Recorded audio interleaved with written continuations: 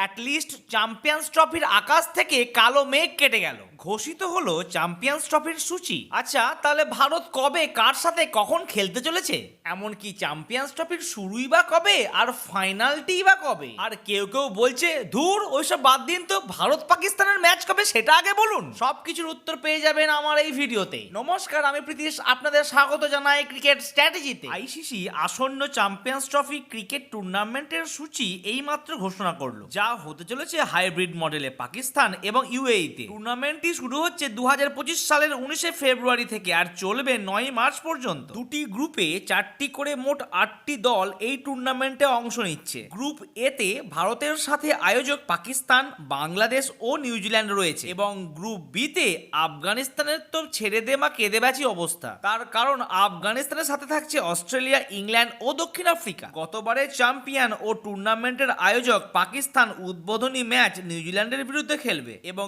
ম্যাচটি অনুষ্ঠিত হবে করাচিতে। এবার আমরা জানবো ভারতের কবে কবে খেলা রয়েছে। তার আগে যদি ভিডিওটি ভালো লাগে তো লাইক করুন, চ্যানেলটি সাবস্ক্রাইব করুন আর অল নোটিফিকেশন অন করে দিন। ভারত তাদের প্রথম ম্যাচ খেলবে 20 ফেব্রুয়ারি বাংলাদেশের বিরুদ্ধে, আর আগামী 23 ফেব্রুয়ারি ভারত পাকিস্তানের মধ্যে সেই হাই ভোল্টেজ ম্যাচটি হবে, যার জন্য অপেক্ষা করে আছে শুধু আমি বা তুমি নয়, সারা বিশ্ব। এবং 2রা মার্চ নিউজিল্যান্ডের বিরুদ্ধে খেলবে ভারত। 3টি ম্যাচই হবে দুবাইতে, আর সেমিফাইনালটি হবে মার্চের 4 ও 5 তারিখ। প্রথম সেমিফাইনালটি দুবাই আর দ্বিতীয় সেমিফাইনালটি হবে লাহোরে। কিন্তু দুঃখের বিষয়, প্রথম সেমিফাইনালে রিজার্ভ ডে না থাকলেও দ্বিতীয় সেমিফাইনালের জন্য রিজার্ভ ডে রয়েছে।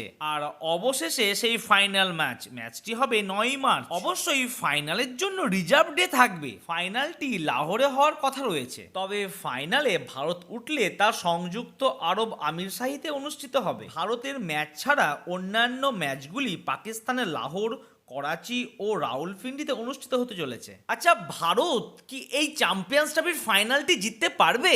আপনাদের মতামত ঝটপট আমার কমেন্ট বক্সে জানান।